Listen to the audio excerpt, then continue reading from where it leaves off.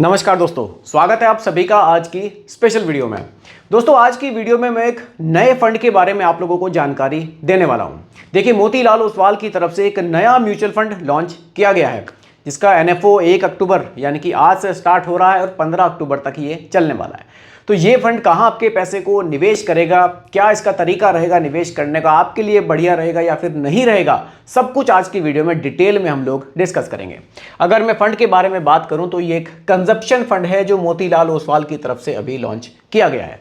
क्या होता है कंजप्शन फंड और किस तरह से पैसे को निवेश करेगा, इसमें जोखिम कितना है, रिटर्न्स कितने बन सकते हैं, सब कुछ आज की वीडियो में बिल्कुल सिंपल भाषा में मैं आप लोगों को समझाने वाला हूं। देखिए, जब इस वीडियो के लिए मैं थोड़ा सा तैयारी कर रहा था तो एक कमेंट भी, कुछ लोग कमेंट मुझे करते ही मैं पढ़ता रहता हूँ कमेंट्स लोगों के। तो लोग कहते हैं मुझे कि सर आपकी टीम ना कुछ इस तरह से प्रिपरेशन करे तो बढ़िया रहेगा वीडियो के लिए। देखिए, मेरे पास ना कोई टीम नहीं है किसी तरह की, मैं खुद रिसर्च करता हूँ और वीडियोज़ बनाता हूँ। तो जो कुछ भी है, बस एक चीज़ मेरे दिमाग में हमेशा चलती है जब भी मैं कोई टॉपिक निकालता हूं और उसके बारे में वीडियो बनाने की तैयारी करता हूं कि जो भी चीज़ हो एकदम सिंपल तरीके से आप लोगों तक पहुंचे। अब जैसे कि ये कंजप्शन फंड है, अगर मैं इसको वीडियो को मैं पूरा डिटेल में बनाऊं आप लोगों के लिए तो ये एक बहुत बड़ी वीडियो हो जाएगी और कुछ इस तरह के पॉइंट्स इसमें आ जाएंगे कि आप लोग कंफ्यूज हो जाएंगे। तो कोशिश ये रहती है कि जो भी चीज़ हो एकदम सिंपल तरीके से हो। केवल मैंने यहाँ पर 4 से 5 पॉइंट रखे हैं। इस तरह से इस वीडियो को बनाने की कोशिश की है कि कुछ भी छूटे ना आपसे, इसका जो भी बेसिक है आप लोगों को क्लियर हो जाए।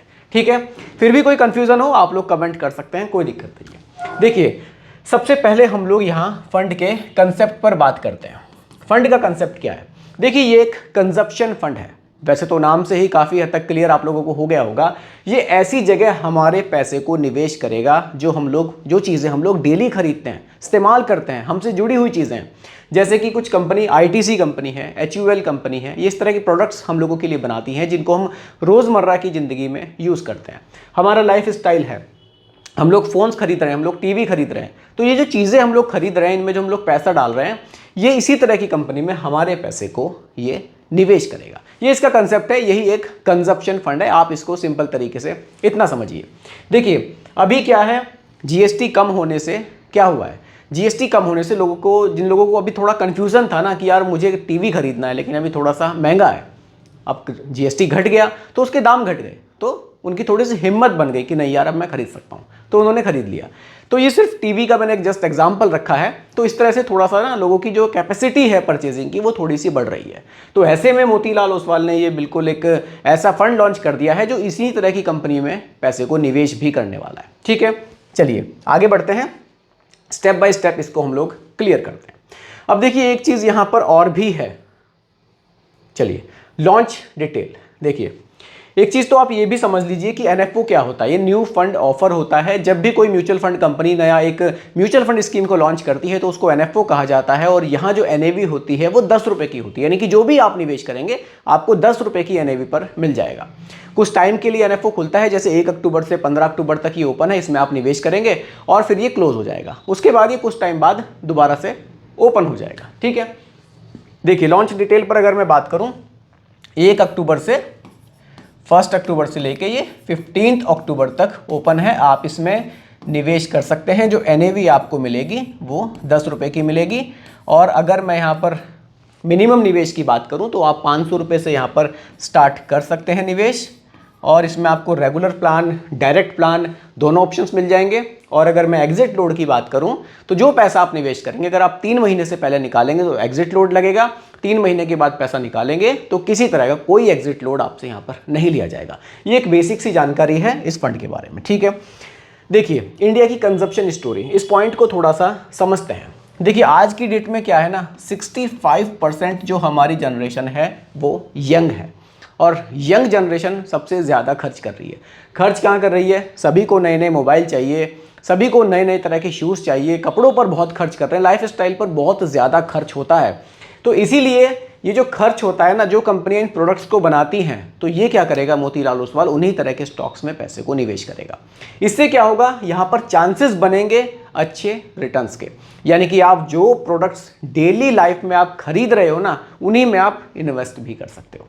तो इसीलिए यहाँ पर थोड़े चांसेस हैं कि आने वाले टाइम में ये फंड आपको रिटर्न्स अच्छे बनाकर दे सकता है। अब देखिए लोग आजकल क्या है, एक तो थोड़ी सी सैलरी भी लोगों की इंक्रीज हुई है, पेइंग कैपेसिटी थोड़ी सी लोगों की बढ़ी है। देखिए 65% जनरेशन मैंने आपको बताया यंग है, जो बहुत ज़्यादा खर्च करती है। आजकल आप देखेंगे तो थोड़ा सा अर्बनाइजेशन भी थोड़ा सा बढ़ गया है, लोग थोड़ा सा ना शहरीकरण की तरफ बढ़ रहे हैं। जो गांव में दूर दराज के लोग थे वो भी अब थोड़ा सा ऐसे प्रोडक्ट को इस्तेमाल करने लगे हैं जो हम थोड़ा सा शहरों में देखते हैं, यानी कि अब थोड़ा सा अपडेट लोग यहाँ पर होने लगे हैं, इसीलिए यहाँ पर जो ग्रोथ है वो काफ़ी तेज़ी से बढ़ रही है। चलिए अगले पॉइंट को समझते हैं कि फंड में रिस्क कितना है। तो हमने अच्छी अच्छी बातें कर ली हैं इस फंड के बारे में, लेकिन अगर मैं रिस्क पर बात करूं तो देखिए ये एक थीमेटिक म्यूचुअल फंड है। थीमेटिक, अब थीमेटिक म्यूचुअल फंड क्या है, कैसे काम करता है, रिस्क को यहां पर समझते हैं, क्लियर हो जाएगा। थीमेटिक क्या है ना, एक ही तरह की थीम में पैसे को निवेश करता है। अब ये क्या है, इस फंड में जो भी आप निवेश करेंगे आपका मैक्सिमम पैसा इन्हीं तरह के स्टॉक्स में जाएगा। अगर किसी वजह से ये जो थीम है ये रिटर्न्स अच्छे नहीं बनाती तो आपका जो रिटर्न्स है वो टोटली नीचे चले जाएंगे। कारण क्या है कि आपका जो पूरा पैसा है वो इसी तरह के प्रोडक्ट्स में निवेश है, जैसे कि एफएमसीजी प्रोडक्ट्स हैं, फास्ट मूविंग जो ये कंज्यूमर आइटम होते हैं, इसमें आपका पैसा निवेश है, लेकिन महंगे होने की वजह से अगर इनकी डिमांड घट जाती है लेकिन आपका तो पूरा पैसा वहीं निवेश है तो आपके रिटर्न्स घट सकते हैं। लेकिन अगर डिमांड बराबर रहेगी तो रिटर्न्स आपको अच्छे मिलते रहेंगे। तो थीमेटिक में रिस्क यही होता है कि एक ही तरह के फंड्स में, एक ही तरह के स्टॉक्स में आपका ज़्यादा पैसा निवेश हो जाता है, डाइवर्सिफिकेशन यहाँ पर कम होता है। जैसे कि आप नॉर्मली किसी फ्लेक्सी कैप म्यूचुअल फंड में निवेश कर रहे हैं तो आपका पैसा large cap, mid cap, small cap तीनों जगह जा रहा है, जाएगा तो थीमेटिक फंड में भी लार्ज कैप, मिड कैप और स्मॉल कैप में, लेकिन डिफरेंस ये रहेगा कि इसके जो स्टॉक्स होंगे वो होंगे जो इस तरह के कंपनी में पैसा, मतलब इसी तरह की कंपनी के स्टॉक्स होंगे, उन्हीं में ये पैसा निवेश करेगा। Large cap, mid cap, small cap, flexi cap भी निवेश करेगा, लेकिन वो फ्रीडम है कि वो किसी भी तरह के स्टॉक में पैसा निवेश कर सकता है। तो डिफरेंस थोड़ा सा यहाँ पर ये मिल जाता है, ठीक है। अब सवाल ये है कि क्या हमें इन्वेस्ट करना चाहिए या फिर नहीं करना चाहिए। देखिए मान लीजिए आप अपना एक कोई 10,000 रुपये महीना का या 8,000 का एक पोर्टफोलियो तैयार कर रहे हैं, 5,000 का, तो ये जो थीमेटिक म्यूचुअल फंड है ना, ये आपके पोर्टफोलियो में मैक्सिमम 10% होना चाहिए, इससे ज़्यादा आप इसको मत रखना क्योंकि थोड़ा सा रिस्की होता है। अब मान लीजिए आप एक पोर्टफोलियो बना रहे हैं, एग्जाम्पल के लिए 10,000 रुपये का आपका कोई पोर्टफोलियो है, तो यहाँ पर आप क्या कर सकते हैं, 1,000 रुपये महीना इसके लिए थीमेटिक फंड के लिए निकाल सकते हैं। और सबसे एक चीज़ आपको ध्यान रखनी है कि आपका जो कोर पोर्टफोलियो है ना वो कंप्लीट होना चाहिए। ऐसा ना हो कि आपको जो निवेश करना है वो 2,000 रुपये महीना का करना है, 3,000 का करना है और आपने सीधा इसी में डाल दिया। इसको आप 10% मैक्सिमम आप चाहते हैं, आपको ज़्यादा विश्वास है इस तरह की थीम पर, तो आप इसको 15% तक ले जा सकते हैं। बहुत ज़्यादा निवेश मत रखिएगा, कोर पोर्टफोलियो पहले कंप्लीट होना चाहिए, यानी कि आपके पोर्टफोलियो में large cap, flexi cap, small cap ये सब हैं, आपका थोड़ा सा लंबे समय तक निवेश है, आपको और निवेश बढ़ाना है तब आप इसमें 10 से 15% थीमेटिक डाल सकते हैं, इससे ज़्यादा नहीं। और अगर आपने ऑलरेडी थीमेटिक 2-3 अपने पोर्टफोलियो में रखे हुए हैं तो आप इसको इग्नोर भी कर सकते हैं।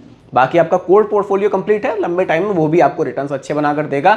ऐसा नहीं है कि ये नया फंड लॉन्च हुआ है तो सिर्फ यही रिटर्न्स देगा, जो मेरा पहला निवेश था वो रिटर्न्स नहीं देगा। तो कहने का मतलब है कोर पोर्टफोलियो जिसमें कि आपका मान लीजिए आपके पास फ्लेक्सी कैप भी है, आपके पास स्मॉल कैप भी है, मतलब आपके जो भी आपका गोल है उसके अकॉर्डिंग, आपके पास हाइब्रिड भी आपने रखा हुआ है, अभी भी आपके पास 1,000 रुपये या 1,500 रुपये हैं जो आपको और निवेश करना है, तब आप इसमें एक थीमेटिक को जगह दे सकते हैं, तभी आपके लिए परफेक्ट रह सकता है। और एक चीज़ का और ध्यान रखिएगा, जब आप इसमें निवेश कर रहे हैं तो जो मिनिमम आपका टाइम है निवेश करने का वो 10 ईयर्स तो होना चाहिए। 10 ईयर्स, ये नहीं है कि 2-3 साल के लिए निवेश करना है तो मैं एक थीमेटिक म्यूचुअल फंड ले लूँ। इस चीज़ का भी थोड़ा सा ध्यान रखिएगा जब आप निवेश करें। बाकी दोस्तों यही आज की वीडियो का टॉपिक मैंने रखा था, उम्मीद करता हूं कि टॉपिक आपको पसंद आया होगा। बाकी रिकमेंडेशन नहीं है, सिर्फ एजुकेशनल पर्पस वीडियो आप लोगों के लिए बनाई गई है। पसंद आई हो लाइक शेयर कीजिएगा, चैनल पर नए हैं सब्सक्राइब कीजिएगा। मिलते हैं जल्दी एक और नई वीडियो के साथ। धन्यवाद।